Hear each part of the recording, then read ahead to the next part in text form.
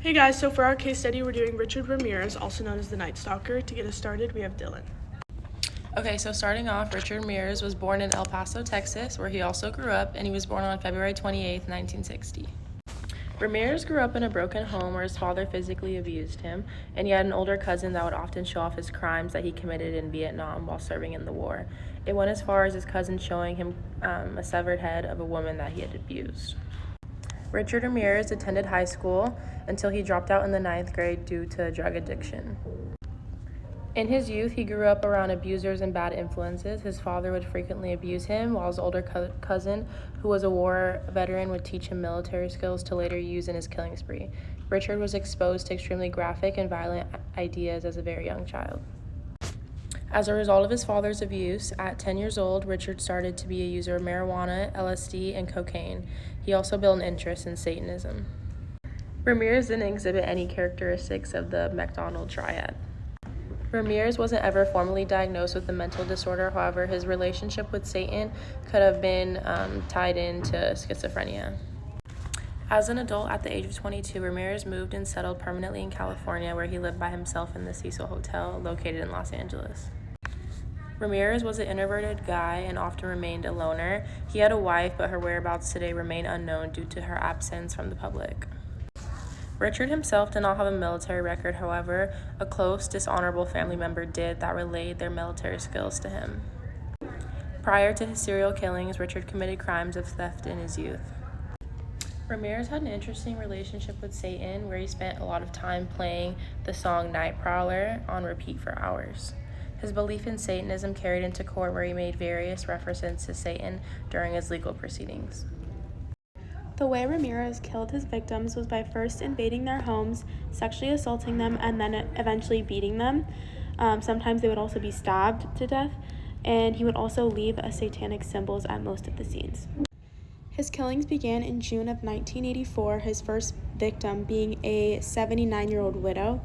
He didn't kill again for another 8 years after that until he began his next spree of killings. His murders went on for about 14 months, and there are 13 known people who were murdered, 5 other attempted murders, and 11 other sexual assaults. In relation to his traumatic childhood and his father being manipulative and abusive, if there was a man in the house that he invaded, he would kill them first because they were a symbol of Ramirez's own father.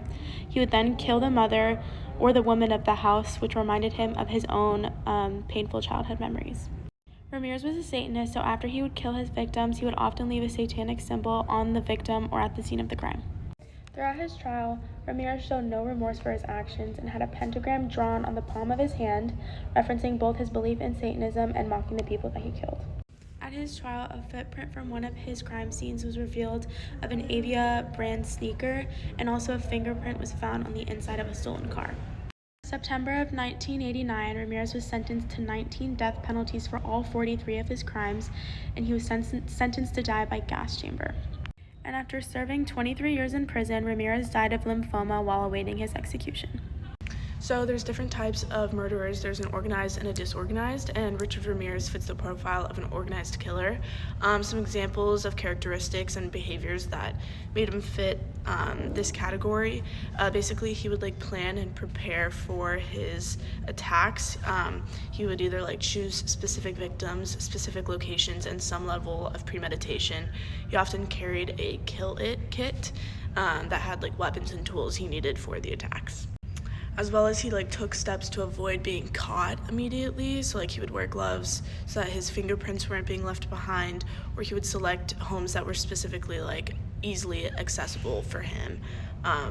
Secondly, he was very mobile, committing crimes across a wide area in California.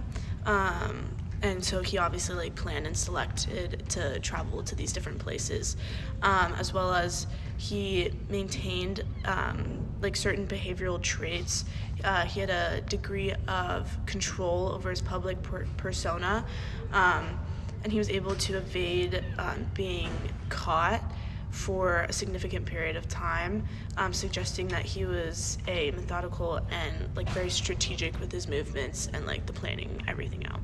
So he was also classified as a hedonistic serial killer. So basically, the behavioral aspects that made him fit into this category was that he was like a thrill seeker, and like he seeked like lust. So for the thrill, he derived like a sense of like excitement, and he got like his adrenaline pumping from like the whole process of like stalking his victim and like breaking into their houses, and the actual act of like attacking his victims.